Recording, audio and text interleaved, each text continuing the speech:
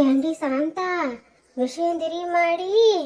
இந்த ஊர் ஆளுகெல்லாம் சேர்ந்து இந்த மரத்தை வெட்ட போறானுங்களாமே. இந்த ஆரம்பிச்சிட்டானுங்களா? ஒன்றத்தை கூட விட்டு வைக்க மாட்டுறாங்க இந்த ஊரில் இருக்கிறவங்கப்பா. காலங்காலமாக இருந்த மரம் எதைய போயா வெட்டணும்? கிளியக்கா கிளியக்கா, இந்த மரத்தை வெட்டிட்டாங்கன்னா நமக்கு வீடே இருக்காது. நாமெல்லாம் எங்க போறது? என்னடி பேசிக்கிட்டு இருக்க? இந்த மரத்தை வெட்ட வெட்டிடவனா? பார்த்துட்டே இரு என்ன நடக்க போகுதுன்னு. ஹை அக்கா அக்கா, என்னக்கா பண்ண போறீங்க? என்கிட்ட சொல்லுங்கக்கா சொல்லுங்கக்கா. அதுவா, அது அது சீக்கிரட் நடக்கிறப்ப பாரு. டேய் இருக்கு இருக்கு, வாடா நம்ம அந்த ஆலமரத்து கடையில விளையாட போலாம். போலாம் ராமு, இன்னைக்குதான் அங்க விளையாடுறது கடைசி நாளா இருக்கும். நீ எதை பத்தி பேசுறது எனக்கு தெரியும். இந்த மரத்தை வெட்ட போறாங்க அதுதானே?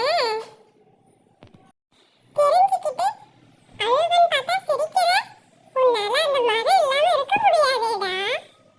ஆமாடா, அதுக்கு தான் ஒரு பிளானோட வந்திருக்கேன். என் கூட வா, அது மட்டும் போதும். டேய், நீ எடபடமா ஏதாவது செஞ்சு வைக்க போறடா. அப்புறம் அதுக்கும் சேர்த்து எங்க அப்பா கிட்ட நான் தான் திட்டு வாங்கணும். என்ன வேலா, நான் சொன்னதெல்லாம் ஞாபகம் இருக்குல்ல? நாளைக்குள்ள எல்லா வேலையும் முடிக்கணும்.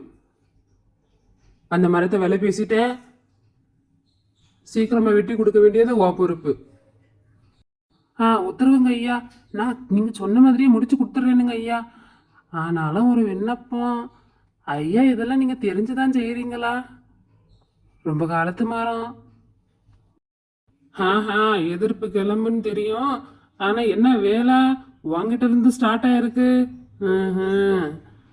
எல்லாம் எனக்கு தெரியும். நான் சொன்னதை மட்டும் செய்யற வேலையை பாரு போ. சாமி கணக்கா வளர்ந்து நிக்கிற மரத்தை, காலங்காலமா வளர்ந்து நிக்கிற மரத்தை வெட்ட சொல்றாங்களே, என்ன செய்யறது நானு? இந்த பாவம் என் தலையில தான் வந்து விடியணுமா? கடவுளே, இதுக்கு ஒரு நல்ல வழிகாட்டப்பா. ஹாய் கிளியக்கா, சொல்லுங்க. இப்போ நாம என்னதான் செய்யறது? என்னடா ராமு சும்மாவே இருக்க? டேய் ராமு, இப்போ உன் ஃப்ரெண்ட் அமைதியா இருக்க சொல்ல போறியா இல்லையா? நானே செம்ம காண்டில் இருக்கேன்டா, அப்புறம் கொத்தி வச்சிடுவேன். டேய் கொஞ்ச நேரம் சும்மா இருடா. கிளியக்கா ஏதோ ஒரு ஐடியா கொடுக்க தான் நம்மள கூப்பிட்டுருக்கு. கொஞ்ச நேரம் அமைதியா இருடா. டேய் ராமு, என்ன கிளியக்கான்னு கூப்பிடாதுன்னு சொன்னா கேட்க மாட்டியா? நான் என்ன அவ்வளோ பெருசாக இருக்கேன்? எவ்வளோ சின்னதா இருக்கேன்? டேய், இந்த கிளிக்கு இருக்க கொழுப்பு பத்தியாடா? இந்த நேரத்தையே இதுக்கு லந்து கேட்குது. என்ன சொன்ன இப்போ? இன்னைக்கு இவனை நான் கொத்தாம விட மாட்டேன் ராமு. அந்த பக்கம் தள்ளி போடா. இன்னைக்கு ஒண்ணா. ஐயோ, உங்கள் சண்டையை கொஞ்சம் அப்புறமா வச்சுக்கோங்க. ரெண்டு பேரும் கொஞ்சம் அமைதியாக இருங்க. ஏதாவது யோசிங்க, ஒரு வழி கிடைக்கும். இப்படி எல்லாரும் ஒரு பக்கம் அந்த மரத்தை காப்பாற்றுறதுக்காக போராடிக்கிட்டு இருந்தாங்க. அப்புறம் திடீர்னு எங்க தலைவர் எங்கேயோ ஊருக்கு போயிட்டாரு. அதனால ஒரு வாரம் இந்த பிரச்சனை கிடப்பிலேயே கடந்தது. ஒரு வாரத்துக்கு அப்புறம் ஊருக்கு வந்தவர், எல்லாம் நல்லா கேட்டுக்கங்க, இந்த மரத்தை வெட்ட போறது இல்ல, எல்லாரும் சேர்ந்து இந்த மரத்தை பாதுகாக்கணும். இனிமே கடவுளால படைக்கப்பட்ட எதையுமே நாம அழிக்க கூடாது.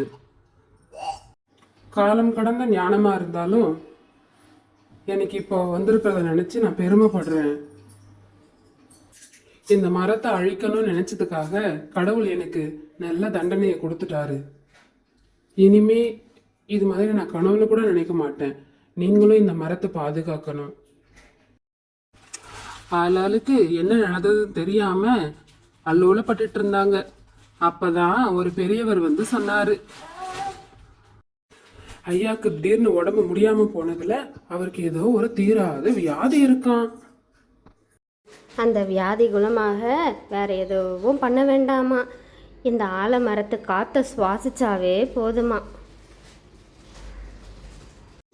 அதனாலதான் தலைவர் வந்து மரத்தை வெட்ட வேணாம்னு சொல்லிட்டு போறாரு.